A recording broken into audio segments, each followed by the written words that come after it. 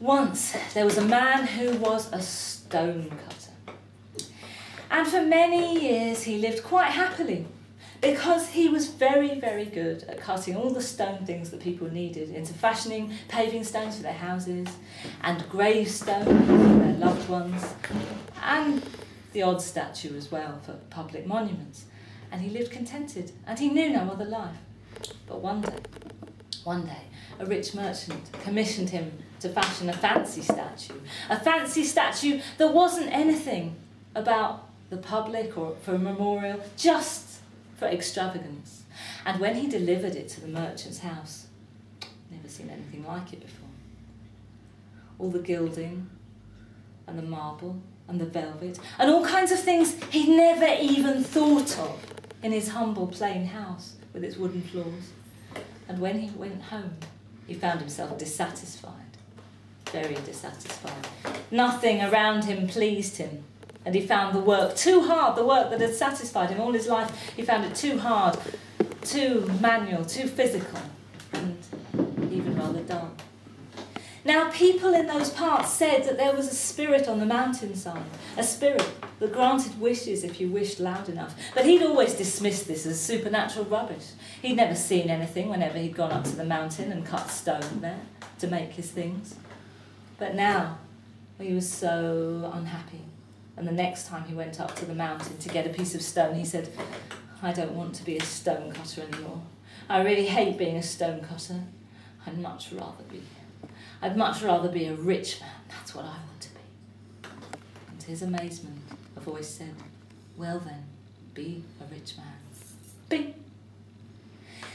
And then, when he looked round, his clothes were changed, and when he went back to his house, it was a beautiful house full of amazing things, full of marble and gilding and velvet. And for a while he was overjoyed, really happy. But then, one day, the carriage passed the window, and his house now had balconies, so he could see much further. And he saw this carriage, and there was a prince in it. And the prince was being drawn by horses. And he had really beautiful clothes, and huge, great big peacock feathers in his hat. And the man was no longer happy with his beautiful new house. He wasn't happy at all, even though he didn't have to work in it. So he found himself wandering up to the mountainside where he used to cut stone, and he said, "I'm not happy anymore. I wish I was a prince." And a voice said, "Well then, be a prince." Bing! And he looked down, and his clothes were much richer than they had been. They weren't just good clothes. They were all edged in brocade. And his buttons were of silver and gold. And he had jewels on rings on his fingers.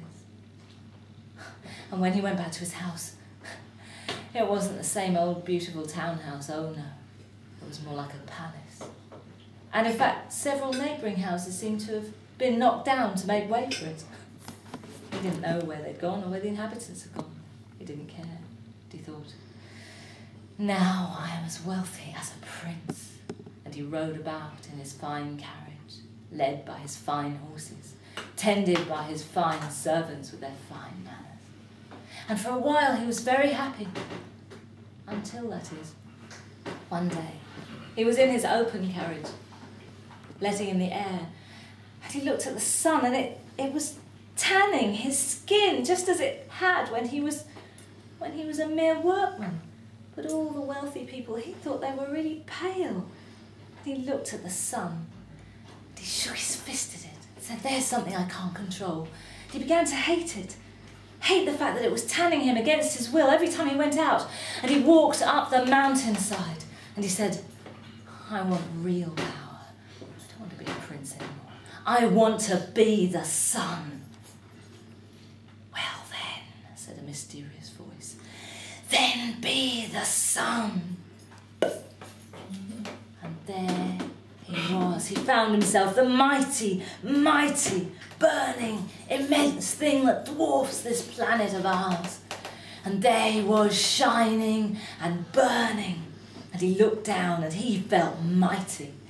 And he looked down and he could do anything. And he made sure that summer was a scorcher.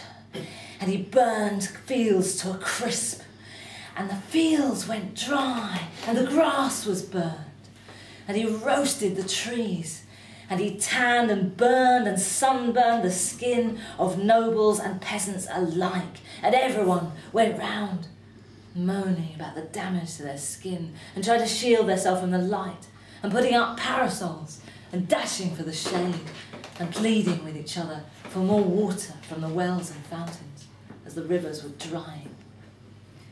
But then, when the autumn came, he noticed that there was something more powerful than him.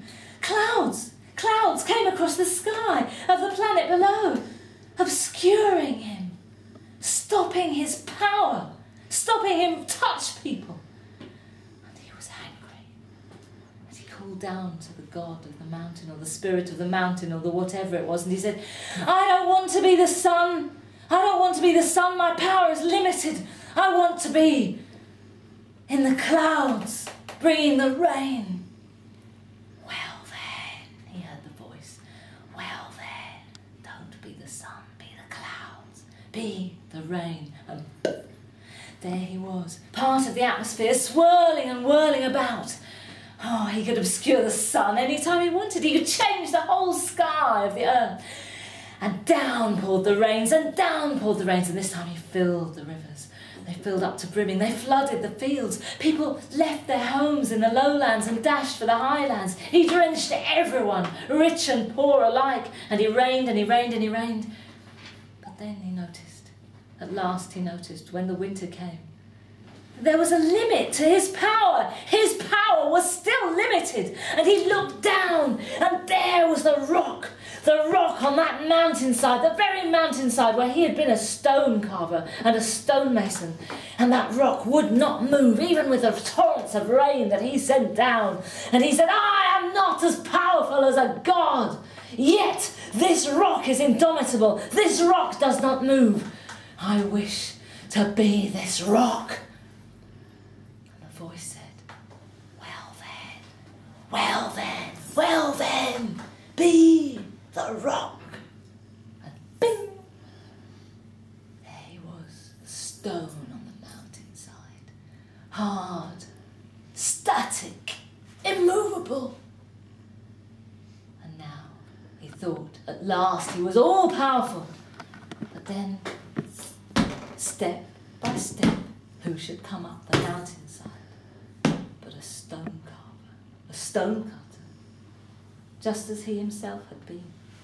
And chip, chip, chip, and crack, crack, crack.